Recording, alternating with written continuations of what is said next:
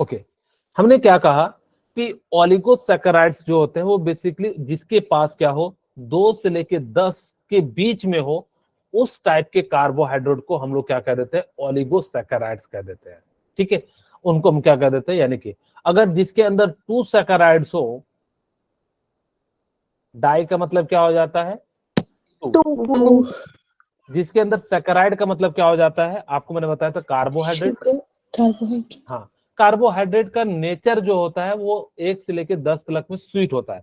जैसे जैसे कार्बो सैकेराइड्स बढ़ेंगे वैसे वैसे उसकी जो मिठास है वो कम होती चली जाएगी। ठीक है, तो डाइसैकेराइड्स जो होते हैं, सैकेराइड्स का मतलब क्या होता है, कार्बोहाइड्रेट।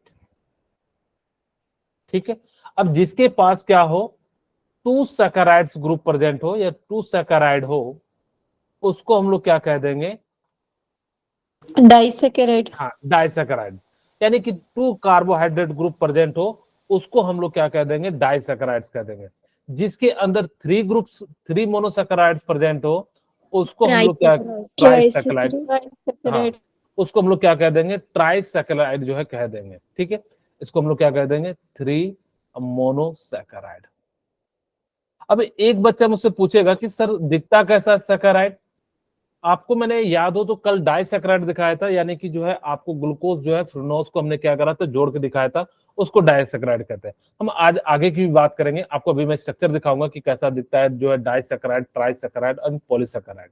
ओके, पॉलीसैकेराइड जो होते हैं, these are non sugar which yield large number of monosaccharides. जिसके पास क्या हो बहुत सारे सैकेराइड्स ग्रुप हो, वो कौन से, मोनोसैकेराइड, या बहुत सारे मोनो कार्बोहाइड्रेट ग्रुप हो, उनको हम लोग क्या कह देते हैं, पॉलीसैकेराइड्स कह देते हैं। इनका जनरल फॉर्मूला जो होता है वो स्टार्च, आप लोगों को याद होगा, स्टार्च है। स्टार्च में अगर आप एन टाइम्स लगा दीजिएगा तो हम उसको क्या कह देते हैं, यानी कि पॉलीसैकेराइड। मैंने कहा था ग्लूकोज को याद रखने के लिए कैसे याद रखिएगा, C6H12O6 हो जाता है। अब हमने क्या कहा था कि इसमें से आपको क्या कर देना है, -H2O कर देना है। अगर आपने -H2 कर दिया तो जो आपको मिलेगा वो क्या मिलेगा, स्टार्च जो है मिल जाएगा। ओके, याद रखिएगा कि पॉलीसैकेराइड जो होते हैं वो टेस्टलेस होते हैं एंड इनसॉल्युबल इन वाटर होते हैं। इसके एग्जांपल जरूर याद रखिएगा, starch and cellulose and glycogen and gum, ये जो होते हैं वो क्या हो जाते हैं, आपके पॉलीसैकेराइड्स के जो है एग्जांपल हो जाते हैं। ओके, मैंने कहा कि दीज आर टेस्टलेस, यानी कि आप इसको कहोगे कि कैसा होता है तो ये टेस्टलेस होता है। अब कहोगे कि सर कैसा टेस्टलेस होता है, तो आप कभी भी पेड़ का जो है थोड़ा सा छाल लेके देखना, तो आपको कोई टेस्ट नहीं बुझाएगा। ठीक है, उसमें क्या पाया जाता है, आपका स्टार्च पाया जाता है। Polysaccharides are amorphous solid. आप सभी को मैंने बताया है हुआ है कि एमोर्फस सॉलिड किसे कहते हैं, सर जिनका सर लॉन्ग रेंज ऑर्डर और ना ना ना ना, वो क्रिस्टलाइन, सर शॉर्ट जिसका वेरी गुड, और इरेगुलर शेप होती है। वेरी गुड, कट अच्छा, में शार्पनेस नहीं आती। Very good. हम लोग ने क्या कहा था कि जिसका इरेगुलर अरेंजमेंट हो या अरेंजमेंट जो हो वो लॉन्ग पैटर्न मतलब एक फिक्स पैटर्न को फॉलो ना करे, उसको हम लोग क्या कह देते हैं, एमोर्फस सॉलिड कह देते हैं। उसी तरीके से पॉलीसैकेराइड्स जो होते हैं वो एमोर्फस सॉलिड होते हैं। अब कोई बच्चा पूछेगा कि सर तो इसका मतलब क्या है कि जो प्लांट को काटेंगे तो क्या हर एक जगह अलग अलग टाइप का मिलेगा, हम लोग काटते हैं तो बिल्कुल प्लेन मिलता है। आप लोगों के मन में आ रहा होगा ऐसा यस सर। कि अगर जब कभी किसी प्लांट को आप काटते हैं तो क्या वो आपको ऐसा दिखता है कि इरेगुलर, एक्चुअली वहां पे होता क्या है कि उनका जब शेप काटते हैं तो उनके जो मॉलिक्यूल्स होते हैं वो साइक्लिक फॉर्म में होते हैं, जिस कारण से किसी पार्ट में जो है वहां पे बॉन्ड अलग अलग टाइप के बंधे होते हैं, इस कारण से उसका जो नेचर होता है वो एमोर्फस सॉलिड होता है। ठीक है, वहां पे सिर्फ ग्लूकोज नहीं होता है, ग्लूकोज के साथ और भी डिफरेंट डिफरेंट चीजें होती है और वो इरेगुलर अरेंजमेंट में हो जाती है। अब जैसे आप हमारा शरीर देख लीजिए कि फैट जमा होगा पेट में, ठीक है, इसी टाइप से अलग अलग पोर्शन में अलग अलग चीजें जमा होती है, तो वहां पे आप इस तरह से सोच सकते हैं कि सभी जगह सारी चीजें जो फिक्स नहीं होती है, जिसका सभी जगह सारा चीज फिक्स होगा यानी कि रेगुलर अरेंजमेंट होगा, उसकी बॉडी भी अच्छी हो जाएगी। ठीक है, ओके, सेकंड थिंग, अब यहाँ पे ये इनसॉल्युबल इन वाटर होता है। यहां से पॉलीसैकेराइड से 2 क्वेश्चन पूछे गए थे। एक पूछा गया था पॉलीसैकेराइड का जो टेस्ट होता है वो कैसा होता है, तो आप क्या कहिएगा? टेस्टलेस। टेस्टलेस होता है। अगर जो दूसरा मैं कहूं कि इसको एक और नाम से जाना जाता है, पॉलीसैकेराइड्स को किस नाम से जाना जाता है? नॉन शुगर के नाम से इसको क्या किया जाता है, जाना जाए। नॉन ठीक है, नॉन शुगर। मैंने क्या कहा था कि पॉलीसैकेराइड जो होते हैं वो इनसॉल्युबल इन वाटर होते हैं। कोई मुझे बताएगा कि क्यों इनसॉल्युबल इन वाटर होते हैं, जबकि ग्लूकोज जो है, मैं यहाँ पे स्ट्रक्चर बनाऊं, पहले मैं एक बार ग्लूकोज का स्ट्रक्चर बना देता हूं आप लोगों के लिए। आप सभी को याद है ग्लूकोज का स्ट्रक्चर? ऊपर में क्या होगा? सर वेरी गुड, CHO हो जाएगा।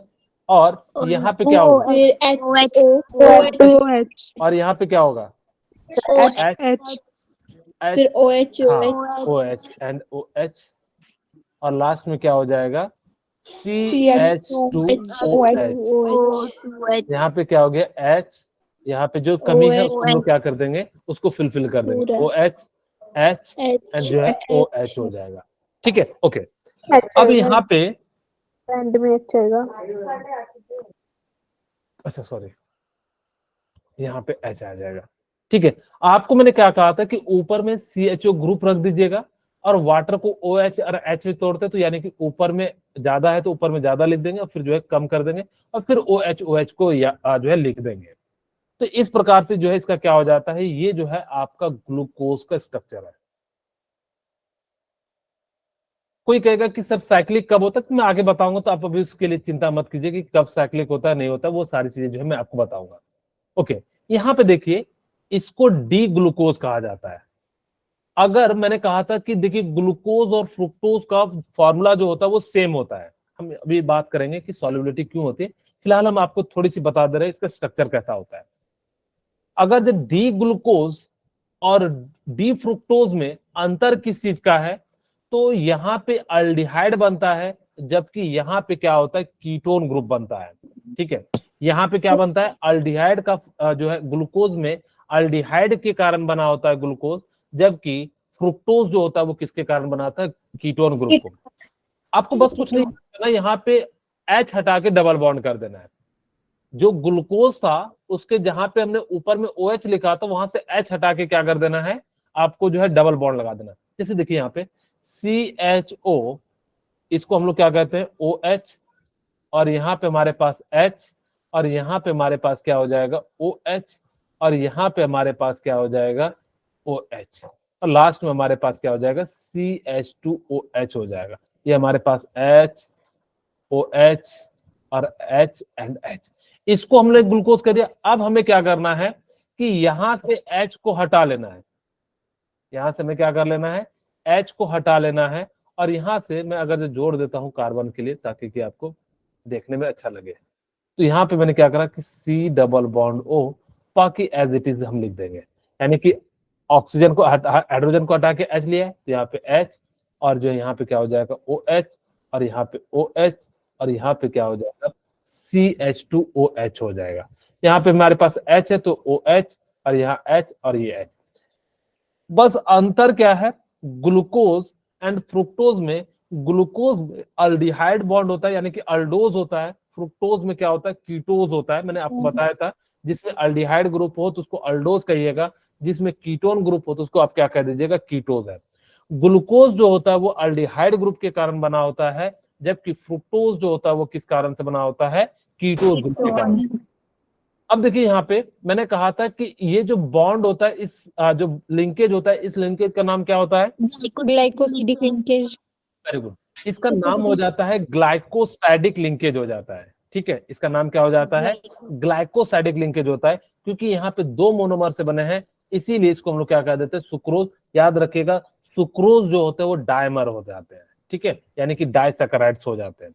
ओके, अगर जो 3 होगा तो हम इसको क्या कहेंगे, अमाइलोपेक्टिन कह देंगे, यानी कि अगर जो है 3 से बना होगा तो।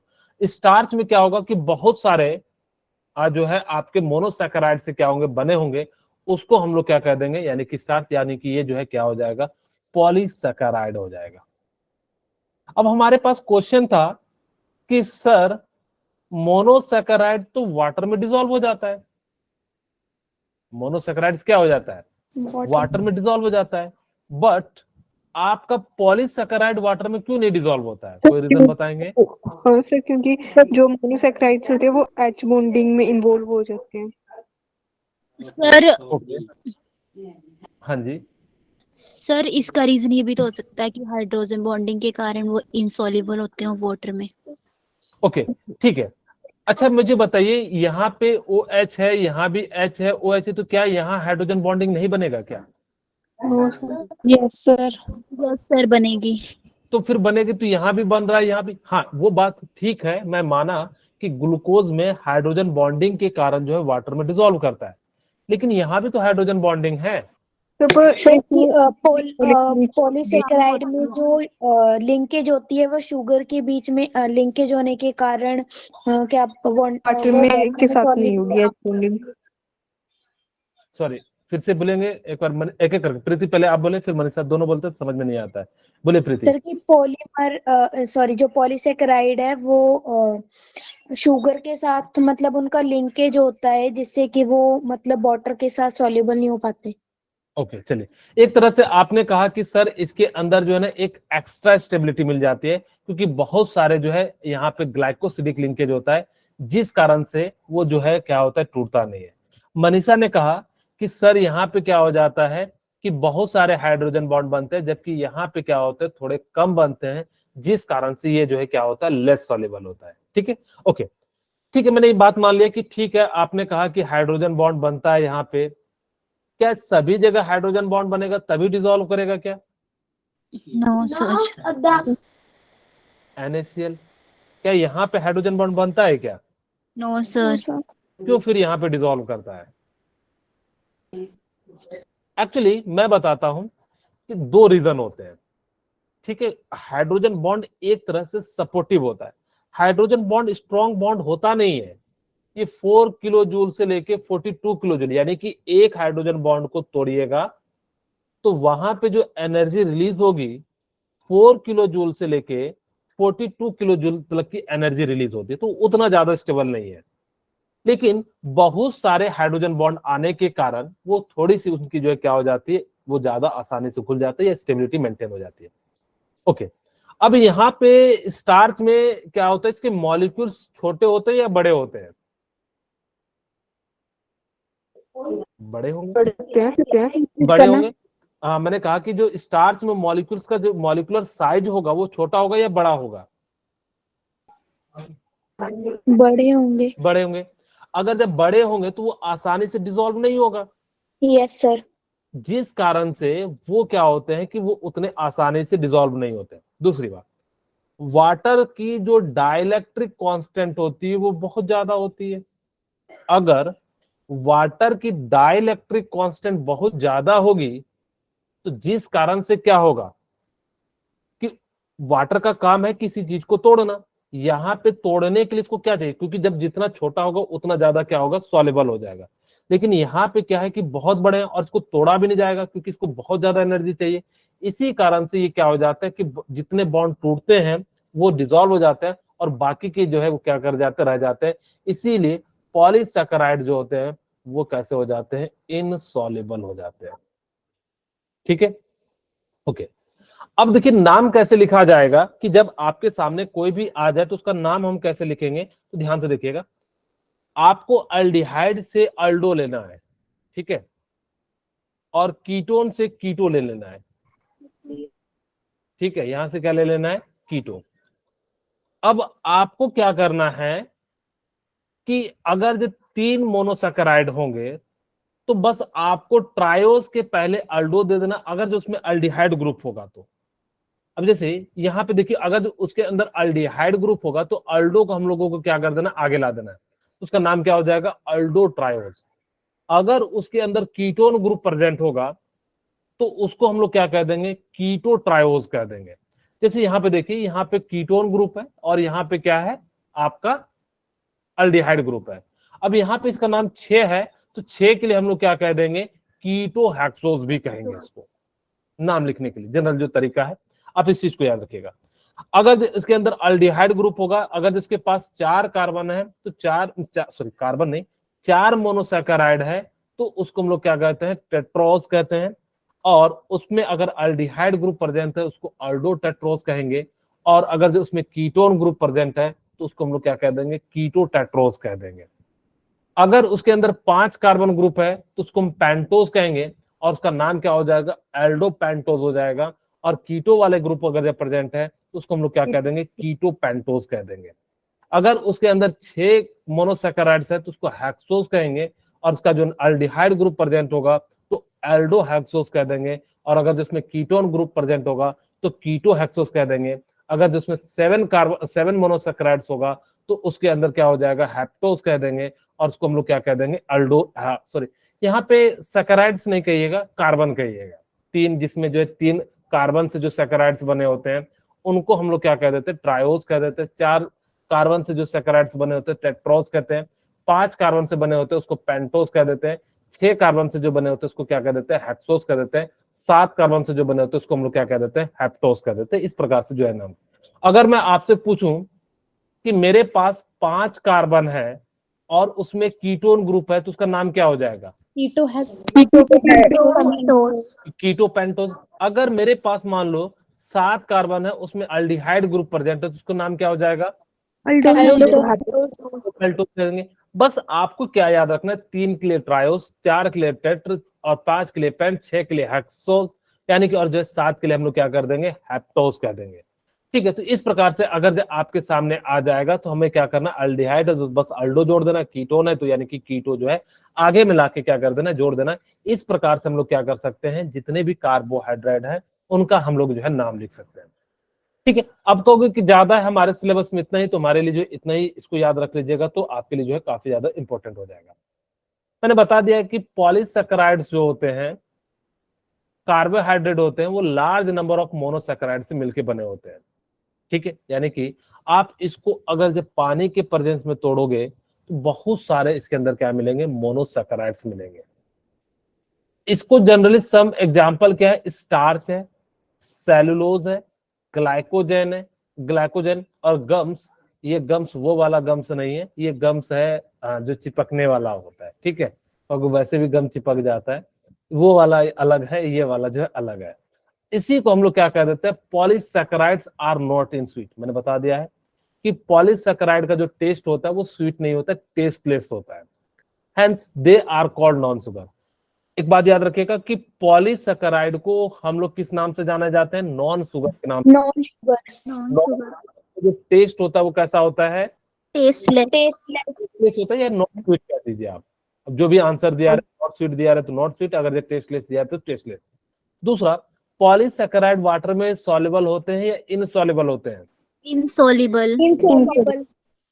अच्छा मैं आपसे कहूं कि ओलिगोसैकेराइड जो होते हैं वो वाटर में कैसे होते हैं, सॉल्युबल होते हैं या इनसॉल्युबल होते हैं, सॉल्युबल। अच्छा मैं मोनोसैकेराइड का जो टेस्ट पूछूं तो कैसा होता है, खट्टा होता है या कड़वा होता है, शुगर मीठा होता है। यानी कि जो है वो कैसा नेचर का होता है, यानी कि स्वीट नेचर का जो है क्या होता है, जो है वो होता है। ओके, यहाँ तक हम लोगों ने जो है बातें जो है सीख ली कि कार्बोहाइड्रेट जो है हमने जो है क्लासिफिकेशन कर दिया 2 टाइप से, एक को शुगर कहा, एक को नॉन शुगर कहा। शुगर जो होते हैं वो 2 टाइप के होते हैं, एक का नाम क्या होता है आपका मोनोसैकेराइड, दूसरे का नाम होता है जो है ओलिगोसैकेराइड। और हमने कहा कि नॉन शुगर में जो होता है वो क्या आ जाता है, पॉलीगोसैकेराइड। पॉलीगोसैकेराइड इनसॉल्युबल इन वाटर होता है, ओलिगोसैकेराइड एंड जो है मोनोसैकेराइड जो है डिसॉल्व होता है। लेकिन एक बात याद रखिएगा, जितना बढ़ जाएगा साइज ओलिगोसैकेराइड की, उसकी सॉल्युबिलिटी धीरे धीरे डिक्रीज करते चली जाएगी। ओके, अच्छा मैं एक छोटा सा क्वेश्चन पूछूं, यस सर। एक डीएनए दूसरे डीएनए से किससे जुड़ा होता है, ionic bond, covalent bond, hydrogen bond. Very good. याद रखिएगा कि वो हाइड्रोजन बॉन्ड से क्या होते हैं, जुड़े होते हैं। एक डीएनए दूसरे डीएनए से जो है वो हाइड्रोजन बॉन्ड से जुड़े होते हैं। ओके, अगर आपको पहचानना है कि कौन कार्बोहाइड्रेट है तो वो क्या करेगा, टॉलन एंड फेलिंग टेस्ट में जो है क्या करेगा, जो है रिएक्ट करेगा।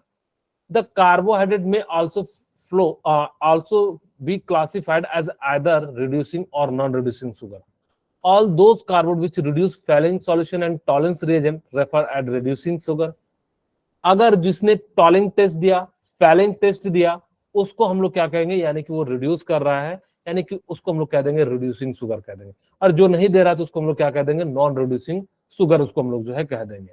ठीक है, ओके। मैंने बताया था कि अल्डिहाइड जो है टॉलेंट टेस्ट देता है, फैलिन टेस्ट देता है, बेनेडिक्ट टेस्ट देता है, तो ये सारी चीजें जो मैंने पहले बता दी है, तो वहां पे आप एक बार ध्यान रखिएगा। ऑल मोनोसैकेराइड्स वेदर अल्डोज और कीटोज आर रिड्यूसिंग शुगर, यानी कि जितने भी अल्डिहाइड वाले हों या कीटोन वाले हों वो सभी के सभी क्या होते हैं, रिड्यूसिंग शुगर हो जाते हैं। ओके, अब हम बात कर रहे हैं स्टीरियोकेमिस्ट्री की। स्टीरियोकेमिस्ट्री आप लोगों ने पढ़ा होगा, तो बेसिकली जिसको हम लोग ऐसे समझे कि आइसोमर का एक पार्ट होता है। तो आप लोगों को अगर मैंने आपको भी नहीं बताया कि आइसोमर उसे कहते हैं जिसका मॉलिक्यूलर फॉर्मूला क्या हो, सेम हो, बट उसका स्ट्रक्चर क्या, हाँ कैसे, डिफरेंट होता है। हाँ डिफरेंट होता है। बट यहाँ पे क्या होता है कि मॉलिक्यूलर फॉर्मूला भी सेम होता है, स्ट्रक्चर भी सेम होता है, बट अरेंजमेंट इन स्पेस जो होता है वो क्या हो जाता है, डिफरेंट हो जाता है। उसी को हम लोग क्या कह देते हैं, यानी कि स्टीरियोकेमिस्ट्री के बारे में बात करते हैं। ओके, आपको यहां पे याद रखना है कि जो ग्लिसरॉल अल्डिहाइड का जो फॉर्मूला होता है ना, बस आपको इतना से याद रखना। देखिए कितने बड़े बड़े मैं फॉर्मूले आपको याद कराऊंगा अभी। CHO एंड OH एंड यहां पे क्या हो जाएगा, CH2OH। ठीक है, बोलिए यहां तक क्लियर है। इसको हम Yes, लोग क्या sir. कहते हैं, ग्लिसरॉल अल्डिहाइड। आपको याद हो ग्लिसरीन मैंने आपको कहीं पे बताया था, hello alkene. Alcohol, phenol. Yes, sir. हाँ हाँ, वहां पे बताया था। चलिए एक बार वहां भी बताया था और एक बार haloalkene and haloarene में भी बताया था, ग्लिसरॉल अल्डिहाइड। Yes, sir. तो वहां पे मैंने कहा था कि कुछ इस प्रकार से स्ट्रक्चर होगा, CHO।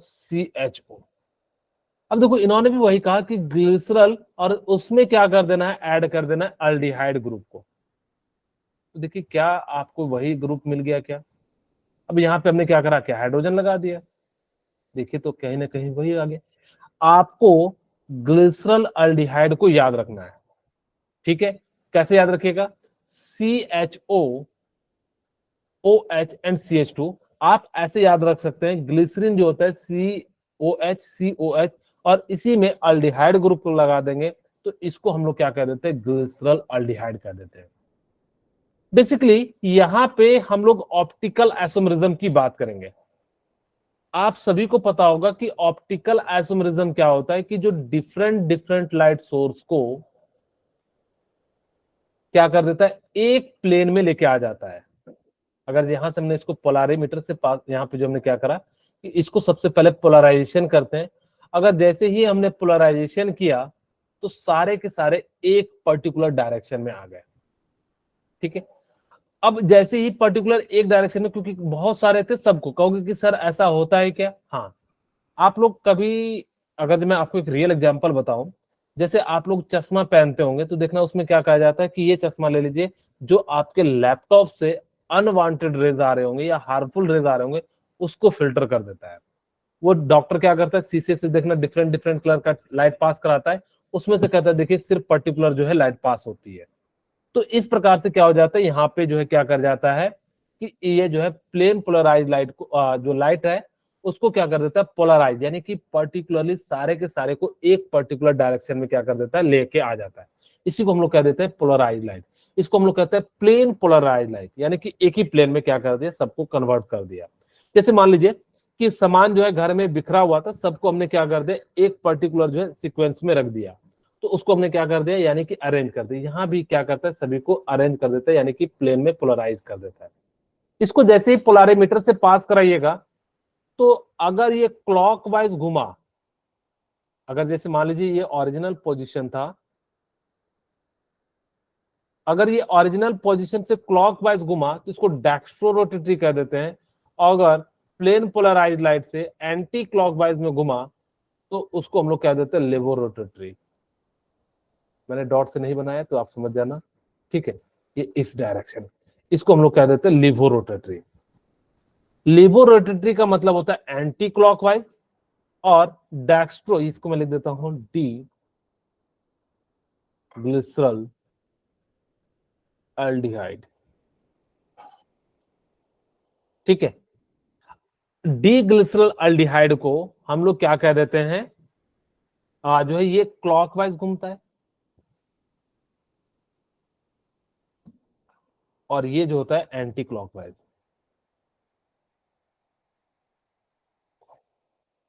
अब आपके मन में आ रहा होगा कि सर क्या जरूरत पड़ा हमें प्लेन पोलराइज लाइट की।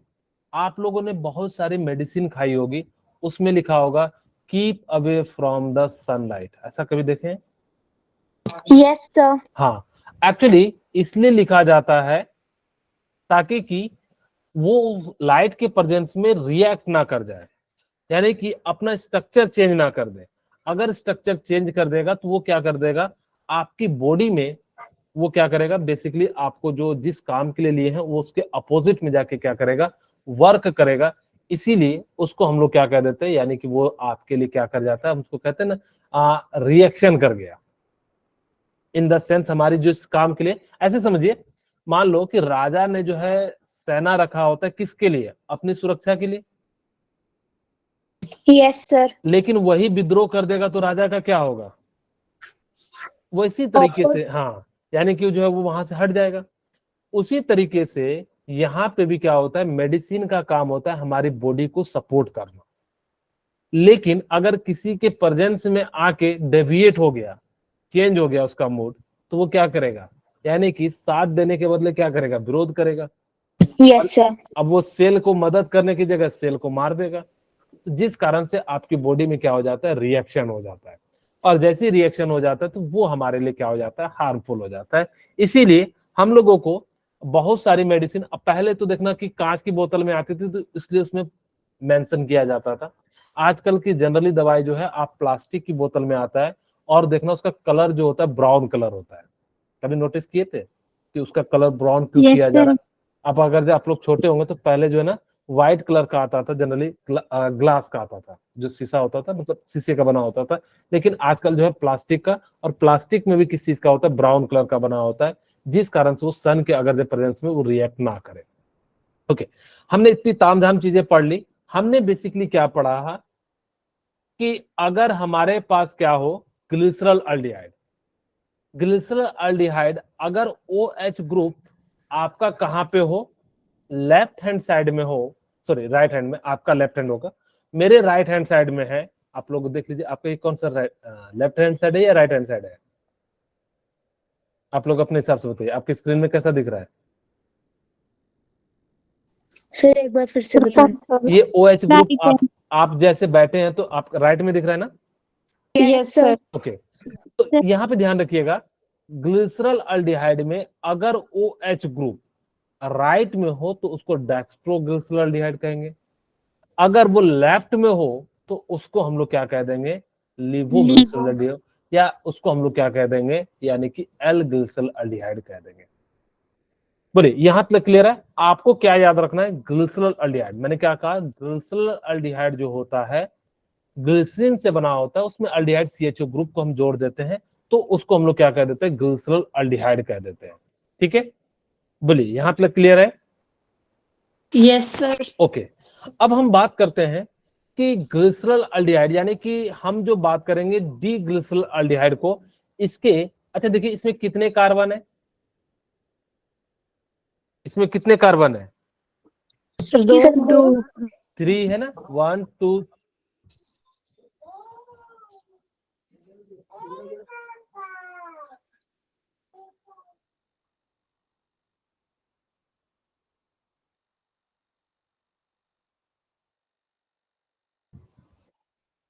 ठीक है, ओके, अब यहाँ पे हमारे पास क्या हो जाएगा कि हमने क्या करा कि इस वाले ग्रुप को डी ग्लिसरल अल्डिहाइड को हम आगे ले चलते हैं, यानी कि इसी के बारे में जो हम लोग जो है पढ़ेंगे। यहाँ पे देखिए कैसे बनाते हैं। हमने डी ग्लिसरल अल्डिहाइड में क्या करा कि यहाँ पे, जैसे मैं यहाँ पे बना देता हूं, एक पेज ऐड करता हूं, इसको हम लोग क्या कहेंगे, CHO and OH and CH2OH, इसको हमने कहा डी ग्लिसरल अल्डिहाइड। ठीक है, अब हमने क्या करा कि इसको ना 2 पार्ट में बना दिया। कैसे बनाएंगे, ध्यान से देखना, इसमें 3 कार्बन थे, इसीलिए इसको हम लोग क्या कहेंगे, अब मुझे बताइए इसका नाम क्या होगा, ट्रायोज में दो कार ये इसमें दो तीन कार्बन, कार्बन है। एक यहाँ कार्बन नहीं है, यस सर। है टोटल सर कितने कार्बन है? 3 3। कार्बन है। तो इसको हम लोग क्या कहेंगे? इसका जो 3 कार्बन को ट्रायोज कहते हैं, तो इसका नाम क्या हो जाएगा? एल्डोट्रायोज। हाँ वेरी गुड, इसका नाम हो जाएगा अल्डो ट्रायोज हो जाएगा। अब हमने क्या करा कि इसमें एक OH ग्रुप को ऐड कर दिया, यहां ले लेता हूं OH H और यहां पे CH2OH। यहां पे हमने क्या कर दिया, OH ग्रुप को ऐड कर दिया, इसी का नाम हो जाता है डी इरिथ्रियोज। हमने क्या करा, ग्लिसरल अल्डिहाइड लिया, उसमें हमने क्या करा कि OH को राइट साइड में जोड़ दिया, तो उसका नाम क्या हो गया, डी इरिथ्रियोज नाम हो गया। ठीक है, आपको इसीलिए मैंने कहा है ग्लिसरल अल्डिहाइड का नाम याद रखना है, क्योंकि ग्लिसरल अल्डिहाइड से हम सारे चीजें बनाएंगे। ठीक है, तो अब हमने क्या करा, फिर से देखिए CHO और यहां पे हमने क्या करा OH H एंड बहुत बड़ा ये कार्बन बन गया,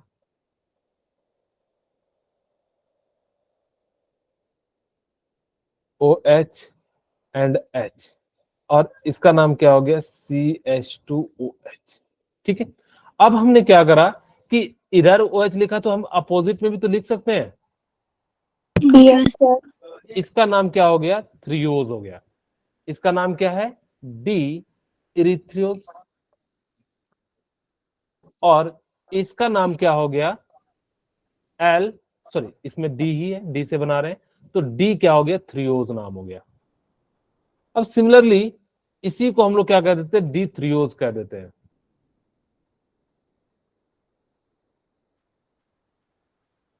ठीक है, ओके।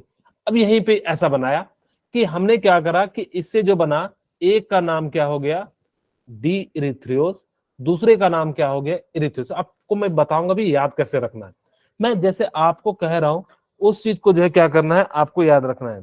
ठीक है, तो यहां से क्या हो जाएगा, डी इरिथ्रियोज एंड यहाँ पे क्या हो जाएगा, डी थ्रियोज हो जाएगा। बस आपको ग्लिसरल अल्डिहाइड याद रखना है कि OH ग्रुप को हमने क्या करा, राइट हैंड में जोड़ा, तो उसको हम लोग क्या कह देते हैं, इरिथ्रियोज, और इसको हम लोग क्या कह देते हैं, डिथ्रियोज। अब देखिए इससे कितने बनेंगे, 2 बनेंगे, इससे भी कितने बनेंगे, 2, यानी कि हम यहाँ पे एक ग्रुप को ऐड कर देंगे, तो यहां से हमारे पास कितने बनेंगे, 2 बनेंगे, इससे कितने बनेंगे, 2 बनेंगे, तो टोटल कितने बनेंगे, 4। तो उसका नाम याद रखने के लिए क्या कहिएगा कि डी ग्लिसरल एल्डिहाइड से ET एंड ड्राक्सल का फॉर्मेशन हो जाता है। ET का मतलब इरिथ्रियोज, थ्रियोज, एंड इससे जो 4 बनेंगे, 2 इससे बनेंगे एंड 2 इससे बनेंगे। जैसे मैं आपको एक बार बना के भी दिखा देता हूं 4 कौन कौन से बनेंगे। आपके सामने CHO और यहाँ पे OH और यहाँ पे OH और यहाँ पे आपका CH2OH है। अभी अल्डिहाइड है, 4 कार्बन है, 4 के लिए टर्ट यूज करते हैं, तो इसका नाम क्या हो जाएगा, अल्डो टर्ट्रोज कह देंगे। ठीक है, यानी कि इस प्रकार से जो है इसको नाम लिख सकते हैं। ओके, यहाँ पे इसका नाम था इरिथ्रियोज। अब हमने यहाँ पे क्या करा कि एक ग्रुप को ऐड कर दिया, तो इसका नाम क्या हो जाएगा, राइबोनोज हो जाएगा। सिमिलरली हमने क्या करा कि दूसरा इसका अपोजिट बना लेते हैं, इसका हमने क्या करा, दूसरा जो है अपोजिट बना लिया, तो CHO और यहाँ पे H, क्योंकि इसका अपोजिट था, OH एंड यहाँ पे क्या हो जाएगा, CH2OH। तो हमारे पास ये H एंड यहाँ पे OH, तो यहां से जो बना हमारा क्या बन जाएगा, यहाँ पे OH एंड यहाँ पे जो H बन जाएगा। तो यही चीजें वो कहता भी है कि डी इरिथ्रियोज से 2 बनेंगे, एक का नाम होगा राइबोनोज, दूसरे का नाम क्या हो जाएगा, एरेबोनोज। यहाँ पे हमने बनाया, एक बनाया राइबोनोज, एक क्या बनाया, एरेबोनोज बनाया। सिमिलरली डी थ्रियोज से जो ये वाला पार्ट है, इससे भी क्या बनेगा, ओके सॉरी थोड़ा सा हमने कहां पे बनाया स्ट्रक्चर, ओके यहाँ पे थोड़ा सा चेंज हो जाएगा, क्योंकि हमने जो है सिंपल पहला वाला ही बनाया। हमारे पास यहाँ पे क्या हो जाएगा, OH एंड H हो जाएगा, क्योंकि हमने क्या बनाया है, ये इरिथ्रियोज से बनाया, तो इरिथ्रियोज से 2 बनेगा, तो एक HOH। अब जो थ्रियोज है जो है इरिथ्रियोज से हमने 2 बनाया, अब थ्रियोज से हमारे पास क्या बन जाएंगे, 2 बनेंगे। थ्रियोज से कौन कौन से बनेंगे, तो वो जो बनाया था उससे थ्रियोज बनेगा। यहाँ पे आपका क्या हो जाएगा H एंड OH, और यहाँ पे क्या हो जाएगा OH एंड H, और यहाँ पे क्या हो जाएगा CH2OH। अब यहाँ पे हमें क्या करना है कि एक ग्रुप ऐसा जोड़ दीजिए OH H, तो इसको हम लोग क्या कह देंगे जाइलोज, और सिमिलरली दूसरा ग्रुप हम जोड़ देंगे CHO, यहाँ पे हमारे पास क्या हो जाएगा H OH OH and H and CH2OH। तो यहाँ पे जो बन जाएगा आपका नाम क्या हो जाएगा जाइलोज, राक्सल। इसको याद रखने के लिए क्या याद कीजिएगा राक्सल, लाइलोज। ठीक है, तो यहाँ पे हमारे पास OH एंड यहाँ पे H। तो इस प्रकार से अब हमें क्या करना है, हमने क्या करा डी ग्लिसरॉल एल्डिहाइड से हमने दो बनाया, एक का नाम था इरिथ्रियोज ET यानी कि इरिथ्रियोज एंड थ्रियोज। इरिथ्रियोज में कितने कार्बन थे, बेसिकली आपको 4 कार्बन थे। फिर हमने जो है किसका बनाया डी इरिथ्रियोज से जो हमने क्या बनाया राक्सल, यानी कि जो है डी इरिथ्रियोज एंड थ्रियोज से हमने क्या बनाया यानी कि राक्सल, यानी कि डी राइबोनोज, डी एराबोनोज एंड जो है डी जाइलोज एंड डी लाइलोज का जो है फॉर्मेशन हो गया। ठीक है, यहां तक क्लियर है? Yes sir. बस आपको क्या याद रखना है कि डी ग्लिसरॉल एल्डिहाइड को याद रखना है। डी ग्लिसरॉल एल्डिहाइड में हम क्या करेंगे, आपको पता है CHO COH CH2OH, बाद में हम लोग जो है हाइड्रोजन जोड़, एक साइड हम क्या करेंगे इधर साइड OH जोड़ देंगे, इधर साइड H जोड़ देंगे, उससे बनेगा इरिथ्रियोज। अगर हमने HOH को पलट दिया ऊपर वाले को तो उसको हम लोग क्या कह देंगे थ्रियोज कह देंगे। फिर मैंने कहा इरिथ्रियोज से दो बनाएंगे, यानी कि जो है एक तो पहले वाले से जो है सारा OH एक साइड आ जाएगा तो उसको डी राइबोनोज कह देंगे, और अगर हमने क्या करा पलट दिया तो उसको हम लोग क्या कह देंगे डी एराबोनोज कह देंगे, और डी थ्रियोज क्या हो जाते हैं यानी कि आपका जो है थ्रियोज से जो बनेगा जाइलोज एंड जो है लाइलोज बनेगा। इसी को हम लोग याद रखने के लिए क्या कहेंगे राक्सल कह देंगे। अब देखिए खुद ही सोचिए कि इससे फिर कितने बनेंगे दो, इससे कितने बनेंगे दो, इससे कितने बनेंगे दो, इससे कितने बनेंगे दो, तो टोटल कितने बनेंगे 4 8 बनेंगे। अब कहोगे कि सर हमें कहां तक याद रखना है, क्योंकि आपको एटलीस्ट 6 कार्बन तक ध्यान रखना है। अब ये चीजें आप अगर अपने से एक बार बनाओगे तो चीजें जो बिल्कुल क्लियर हो जाएगी। अब यहां से हमें देखिए हमने क्या करा कि डी राइबोनोज ले लिया, डी राइबोनोज में OH ग्रुप को यहाँ पे जोड़ा और H ग्रुप को हमने क्या कर दिया इधर साइड जोड़ दिया, तो यहां से हमारे पास क्या बन गया आइलोज नाम बन गया। और इस प्रकार से CH ग्रुप को हमने इधर रखा, H इसको यानी कि जो इसको हमने क्या करा पलट दिया, तो ये जो हमारे पास क्या बन गया आपका जो है एलोट्रोज बन गया, यानी कि एलोज, और ये क्या बन गया एलोट्रोज का जो है क्या हो गया फॉर्मेशन हो गया। सिमिलरली डी एराबोनोज से हमने क्या बना दिया CHO एंड जो है ग्लूकोज। ये जो है इसका स्ट्रक्चर भी याद रखेगा आपको, मैंने ग्लूकोज एंड जो है जो है फ्रुक्टोज का स्ट्रक्चर आपको आज बताया है। तो आप लोग मुझे बताइए, ग्लूकोज को मैं फिर से बना देता हूं आपके सामने ताकि कि आपको याद भी रहे। यहाँ पे देखिए हमने क्या करा कि भाई CHO लेना है, ठीक है, और यहाँ पे हमारे पास क्या हो जाएगा बताइए क्या होगा OH, और यहाँ पे हमारे पास क्या हो जाएगा H, और यहाँ पे क्या हो जाएगा OH, और यहाँ पे हमारे पास क्या हो जाएगा OH, और क्या हो जाएगा CH2OH। अब यहाँ पे जहाँ पे H है OH है तो H लगा दीजिए, और यहाँ पे OH ये H और ये जो है H हो जाएगा। ओके, अब यहाँ तक इसको हम लोग क्या कह देते हैं ग्लूकोज कह देते हैं। सिमिलरली हमने क्या कहा कि अगर आपके पास क्या हो यहाँ पे कीटो ग्रुप हो तो हम लोग क्या करते हैं बस वैसे ही लिखना है, बस यहाँ पे H हटा के क्या कर देना है डबल बॉन्ड लेना। हाँ, यानी कि OH, और यहाँ पे हमारे पास क्या हो जाएगा OH एंड जो है CH2OH। अब यहाँ पे हमारे पास क्या हो जाएगा H, और यहाँ पे हमारे पास क्या हो जाएगा OH, और यहाँ पे हमारे पास क्या हो जाएगा H, और यहाँ पे हमारे पास क्या हो जाएगा H। इसी को हम लोग क्या कह देते हैं फ्रुक्टोज कह देते हैं। आपको इसका स्ट्रक्चर जरूर याद रखना है।